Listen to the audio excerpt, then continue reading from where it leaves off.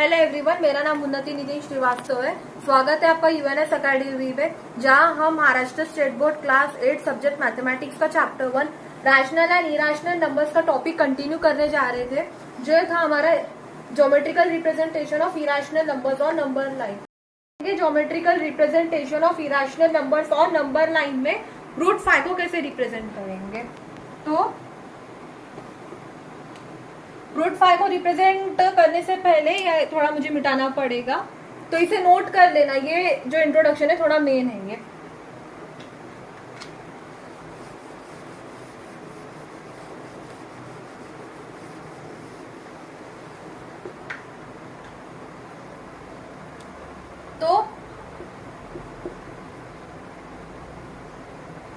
तो हमें रूट 5 को नंबर लाइन पर रिप्रेजेंट करना है। तो रूट 5 को नंबर लाइन पर रिप्रेजेंट करने से पहले हमें एक राइट एंगल ट्रायंगल का रफ स्केच बनाना पड़ेगा। यहां मैं ड्रॉ कर रही हूँ rough sketch of right angle triangle.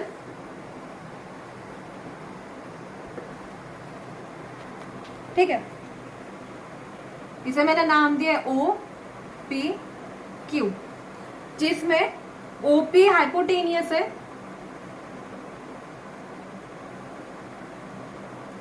P Q height है एंड ओ क्यू जो रहेगा वो बेस रहेगा। इसमें से मैंने आपको रूट 2 को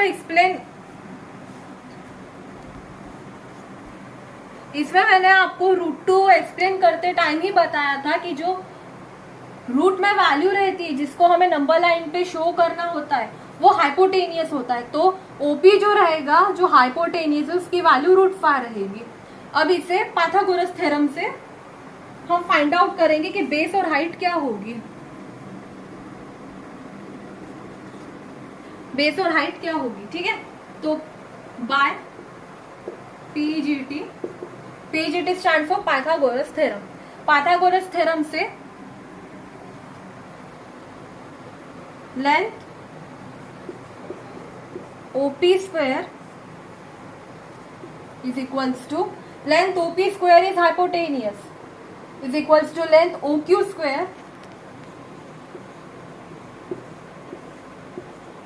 plus length PQ square,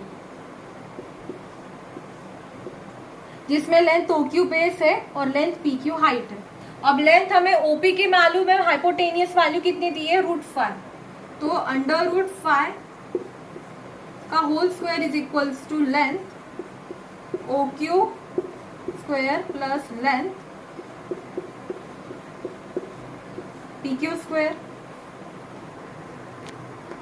अब इसे जब फिर से फर्दर सॉल्व करेंगे तो 5 is equals to length OQ square plus length PQ square. ठीक है, अब 5 हमें फाइंड आउट करना है कि कौन से ऐसे दो नंबर्स रहेंगे यहाँ पर, किसकी वैल्यू ऐसी रहेगी जिसका सम हमें 5 मिलेगा।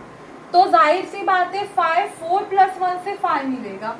आप 2 + 3 भी बोलोगे, लेकिन 2 + 3 में रूट 2 प्लस रूट 3 इन दोनों का जब स्क्वायर होगा तब हमें इसका आंसर 5 मिलेगा, रूट 5। और मैंने आपको इसके प्रीवियस में कंडीशन बताई थी कि दोनों भी इरेशनल नंबर नहीं होने चाहिए, इसलिए हम ये दो नेचुरल नंबर्स लेंगे, मतलब 4। अब 4 किसका स्क्वायर है, 2 का स्क्वायर। तो लेंथ OQ स्क्वायर में 2 स्क्वायर आएगा, सिंस हमने OQ को यहाँ पर बेस लिया है। OQ क्या है, बेस है, तो बेस क्या हो गया, 2 का स्क्वायर प्लस लेंथ PQ में हमने लिया है 1 का स्क्वायर।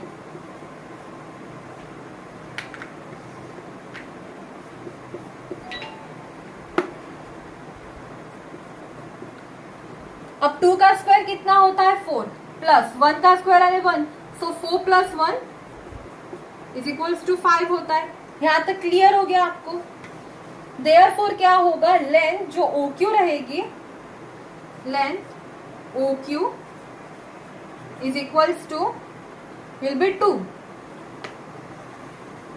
लेंथ OQ कितनी रहेगी, 2 स्क्वायर नहीं लेना है, ओके, सिर्फ 2 लेना है आपको। लेंथ OQ कितनी हो जाएंगी, 2 एंड लेंथ पी क्यू कितनी हो जाएंगी, length P Q will be 1। So यहाँ से हमने length O Q plus length O Q and length P Q की वैल्यू फाइंड कर ली। यहाँ आप चाहो तो मेंशन कर सकते हो, या आपको ये नेक्स्ट चीज मैं बताऊंगी ड्रॉ करते टाइम, क्योंकि फिर से एक रफ स्केच बनाना पड़ेगा।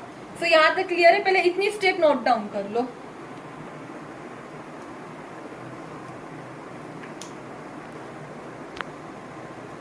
अब आते हैं नेक्स्ट स्टेप में से ड्रॉ करना है। तो मैं यहाँ कॉर्नर पे ये दो वैल्यूज लिख रही हूँ, length O Q is equals to 2, length P Q is equals to 1। यहां मैंने लिखा है, ओके, लेकिन आपको इसे नोट डाउन करके रखना है। सिंस मेरे व्हाइट बोर्ड में जगह नहीं, इसलिए मैंने यहाँ कॉर्नर पे लिखा है याद रखने के लिए। ओके, सो आपको समझ में आएगा ये हाइपोटेनियस है, ये हाइट और ये बेस है। तो इतनी प्रोसेस में रफ कर रही हूँ।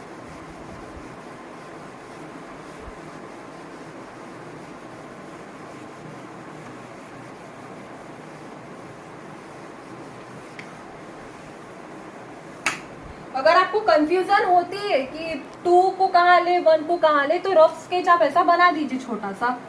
यहाँ मैं एक रफ स्केच फिर बना रही हूँ। पहले तो मैंने यहाँ पे नाम लिखे थे, हाइपोटेनियस कौन है, बेस कौन है, हाइट कौन है। अभी आपको सिर्फ यहाँ पे वैल्यू मेंशन करनी है, ओ पी क्यू।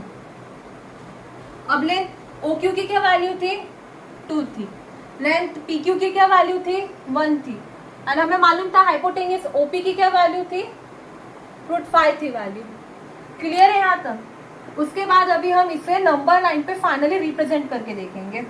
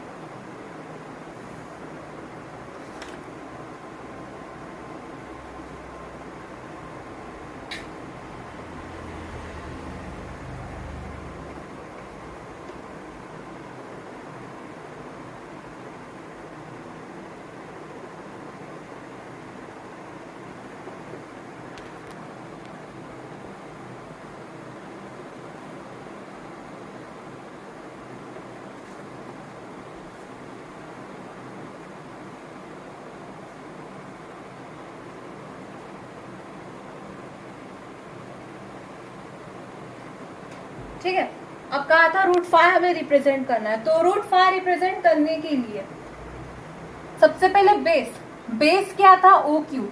बेस 0 1 2, ये 2 यूनिट्स दिख गई हमें, 1 2, ये 1 यूनिट, ये 2 यूनिट्स थी। डिस्टेंस हमें मिल गया ओ क्यू, यहाँ पॉइंट दे दो क्यू। ठीक है, ये पॉइंट हमने यहाँ क्यू नोट कर लिया है। एक मिनट, क्यू थोड़ा बड़ा कर देती हूँ, अब इजीली समझ में आएगा।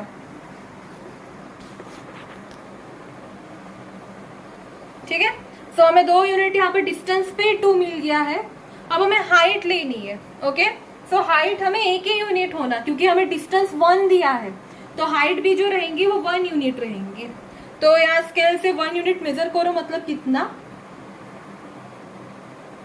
सो 1 यूनिट नियर अबाउट 10 आ रही है वैल्यू, 0 to 10 के बीच में। यानी यहाँ पर मैंने 1 यूनिट सा ड्रॉ करना है, यहाँ ड्रॉ नहीं, यहाँ ड्रॉ करना था।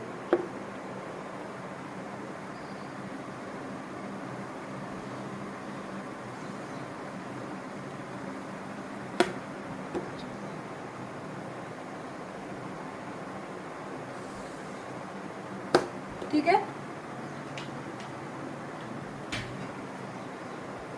सो ये Q था,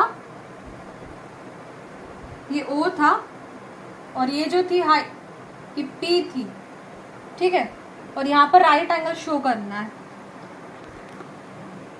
यहाँ लिखना है तो लिख सकते हो, हाइट इसकी 2 यूनिट्स थी, बेस इसका 2 यूनिट्स था, हाइट इसकी 1 यूनिट थी। कंफ्यूजन होती है तो। अब उसके बाद हम यहाँ पर आर्क ड्रॉ करेंगे। सो एक चीज आपको याद रखनी है, आर्क जो है वो 2 और 3 के बीच में आना चाहिए। अगर 2 3 के बीच में आता है, अगर आर्क हमारा 2 और 3 के बीच में आता है तो मतलब जो हमने ये ज्योमेट्रिकली रिप्रेजेंटेशन किया था वो करेक्ट रहेगा।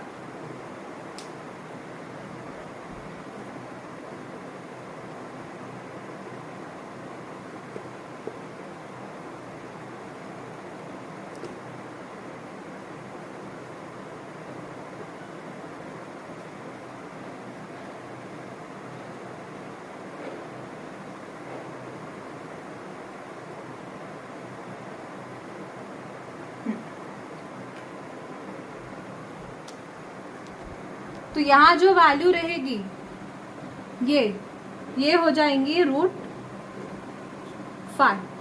मैंने ऊपर रिप्रेजेंट किया है, अगर आपके विषय तो नीचे भी रिप्रेजेंट कर सकते हैं।